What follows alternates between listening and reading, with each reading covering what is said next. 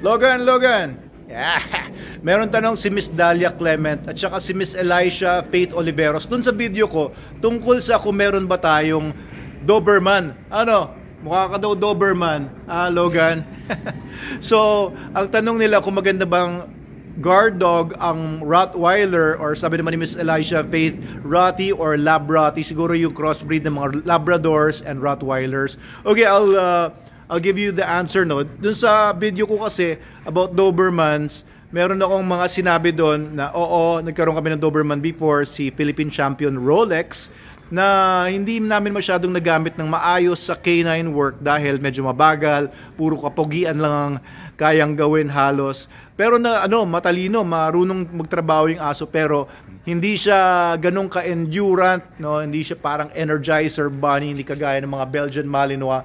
Talagang high endurance, high drive. Yung mga Doberman po, hindi ganun kataas yung energy nila and yung tolerance nila sa init ng panahon. So, eto namang mga Rottweilers po, lalo na mabibigat po kasi sila. The bigger the dog, the larger they are, ay medyo mas mataas yung body mass nila, mas nahirapan silang maglabas ng init ng katawan nila. Okay, pagka hindi nila mailabas ng maayos yung init ng katawan nila, medyo hindi sila ganun ka heat tolerant.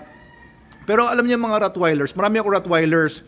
Meron po kaming, nandun si Loki sa site, no, sa Manalo Canine. Loki is an import from Germany, from New Brand Kennels na ADRK. So, ang tatay ni Loki ay isa sa pinakamatinding Rottweiler sa buong mundo, no? Kilalang kilala na producer talaga yung tatay ni Loki, and his mother is also a very good Rottweiler na isa sa pinaka top dogs sa Germany.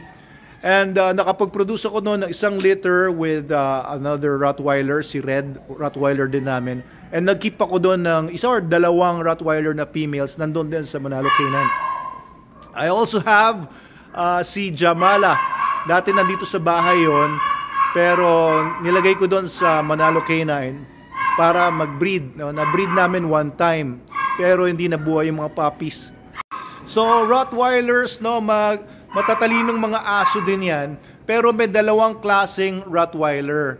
2 general division, no, sa Rottweiler. Una yung mga show type Rottweilers. Yan yung mga nakagisnan ko, yung nasimulan ko ng mga linya ng mga Rottweilers. These are dogs specifically bred by show people. Yung mga tao na nagbe-breed ng mga dogs para ilaban nila sa mga dog show, para manalo sa mga dog shows at magkaroon ng mga title like Philippine Champion, Philippine Grand Champion. Ayan yung mga show type Rottweilers, may red marks, green marks, etc. Pero meron pang isang klase ng Rottweiler, yung mga tinatawag na mga working Rottweilers na ginagamit sa trabaho, military, police, and sports. Pero yung yung mga ginagamit po for work talaga, iba yung hinahanap ng mga breeders dyan. Hindi lang puro beauty. Ay!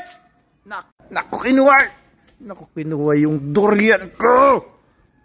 Yan ang problema sa mga aso pagka yung mga alaga kong durian na Musang King. Training ko pa kasi ito si Lagerta. Dito, nakakawala nga sila. Naninira pa ng mga laman. Anyway, mga Rottweilers, no? Yun nga, yung mga working line Rottweilers, they can be used for work, no? Especially protection. Maganda rin yung mga Rottweilers because of their size, because of their, alam niyo yun, nakakatakot yung mukha nila, yung kulay nila, yung ang laki ng mukha nila, at malalakas ang bite force nila. So pag ginagamit po namin sa protection training, protection work yung mga Rottweilers, ang bigat talaga, ang lakas talaga kumagat. Hindi pwede na basta-basta yung mga helpers or decoys ang kasama mo sa training. Kailangan malakas-lakas yung decoy. Kasi isang salpok lang sa'yo ng Rottweiler, pagkagat niya, pwede talagang mag-cause ng damage. Pero yung mga show type po, alanganin tayo dyan. Hindi po pwede sila maging guard dog. They are good deterrents. Ibig sabihin ng deterrent, yung matatakot lang. Panakot. Pero kahit anong aso naman, pwedeng panakot eh. Diba? Basta malaki o basta Yung mga takot sa aso, takot na talaga kahit Philippine Aso or Aspin, pwede na.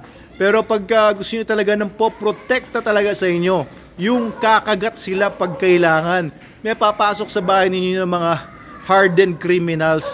Ang gusto niyo yung aso talaga na babanat talaga hanggang sa kahit pukpukin siya, hindi bibitaw.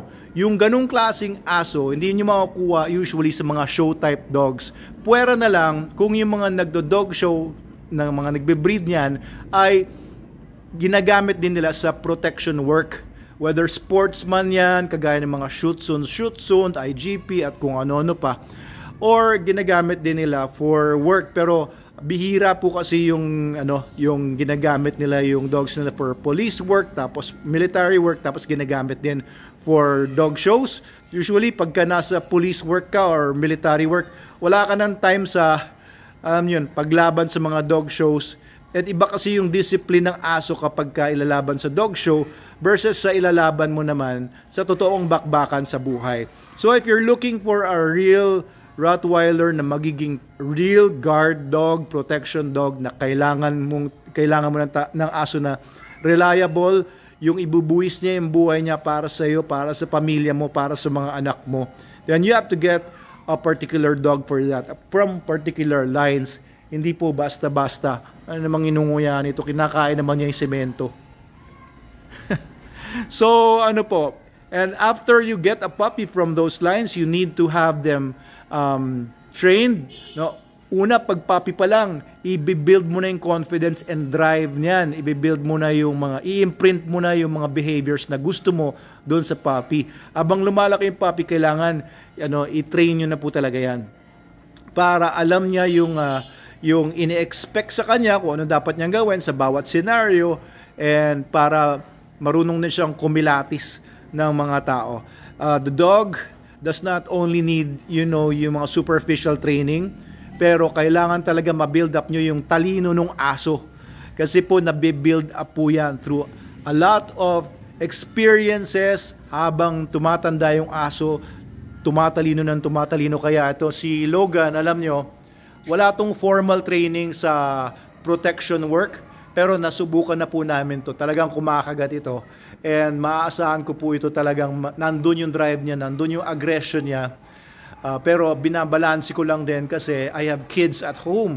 And medyo, pagka binaliw ko masyado, kasi may levels of training yan, may levels of protection work yan. Kung yung masyadong matitindi yung mga ginagamit namin for police patrol work or military patrol work, hindi po angkop naman kung yun naman ang gagamitin yung aso for your family protection dog.